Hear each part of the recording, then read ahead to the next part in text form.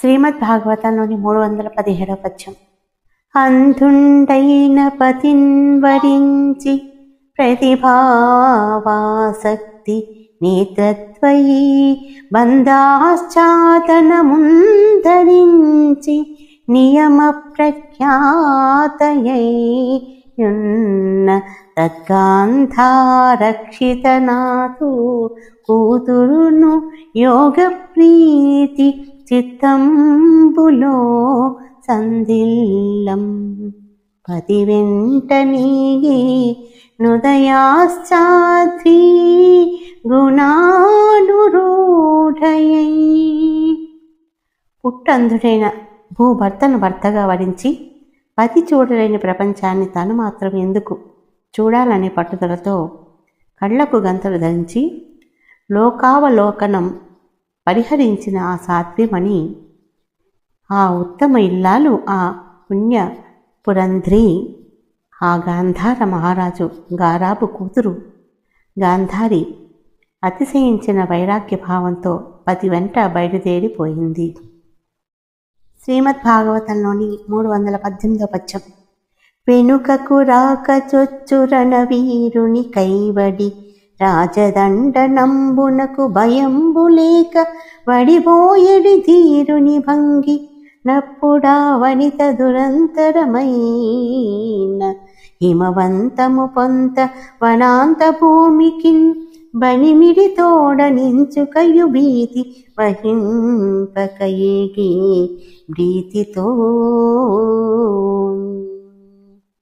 సందేహం లేకుండా ముందుకు చొచ్చుకుపోయే సమర వీరుని రీతిగా జంకు గొంకు లేకుండా రాజదండాన్ని అనుభవించడానికి చకచకా సాగిపోయే మగధీరుని మాదిరిగా తిరుగులేని నిర్భీతితో తిరిగిపోని ప్రీతితో తన వల్లభుని వెంటబడి హిమవంతం ప్రాంతంలోని దుర్గమ వనాంతరాలకు ఆమె నిర్గమించింది.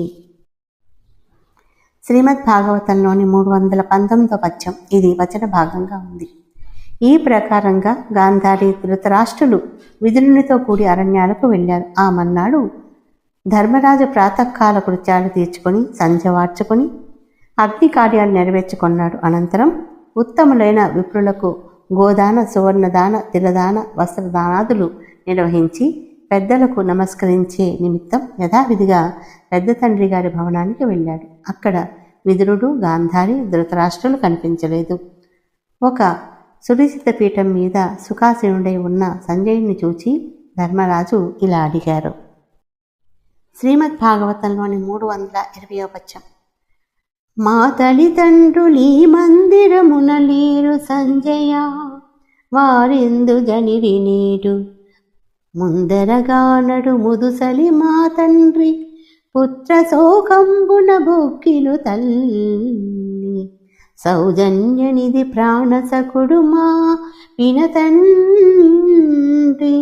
మందబుద్ధులమైన మమ్ము విడిచి ఎటబోయిరో మువ్వు నిరింగింపు గంగలోదన యపరాధంబు దడవి కొనుచూ భార్యతోడ తండ్రి పరితాపమునబడుగబటమింతలేదు కరుణగలదు పాండుభూమి భుండు పరలోకగతుడైన మమ్ము భిన్నవాండ మణిచెనతడు. సంజయ, మా తల్లి తండ్రి ఈ మేడలో కనిపించటం లేరు. వారెక్కడికి వెళ్ళారో తెలియదు. మా తండ్రి గారు కంటి చూపు కరువైన 3 కాళ్ల ముసలి. మా తల్లిగారు కడిబడి శోకంతో కన్నీరు మున్నీరుగా విలపిస్తూ ఉంటుంది. మా పినతండ్రి గారు మాకు ప్రాణ సమానుడు, సౌజన్యమూర్తి. ఈ ముగ్గురు మందమతులమైన మమ్మల్ని విడిచిపెట్టి ఎటుపోయినారో తెలియదు. మా పెద్ద తండ్రి గారు ఒకవేళ తాము చేసిన తప్పులకు పశ్చాత్తాపం చెంది భార్యతో కూడా గంగలో దూకారేమోనని అనుమానంగా ఉంది. తెలిస్తే చెప్పు. ఆయన చాలా అమాయకుడు, కరుణాద్ర హృదయుడు. మా తండ్రి పాండుభూపాలుడు పరలోకగతుడు కాగా పిన్నవాళ్లమైన మమ్మల్ని ఎంతో ప్రేమతో పెంచి పెద్ద చేశారు.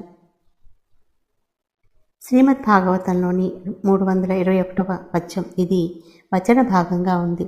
ధర్మజుని మాటలు విని సంజయుడు కనికరంతోనూ ప్రేమతోనూ నిండిన గుండెతో తన ప్రభువు ఎక్కడికి వెళ్ళిపోయినాడో తెలియక కొంచెంసేపు మౌనం వహించాడు.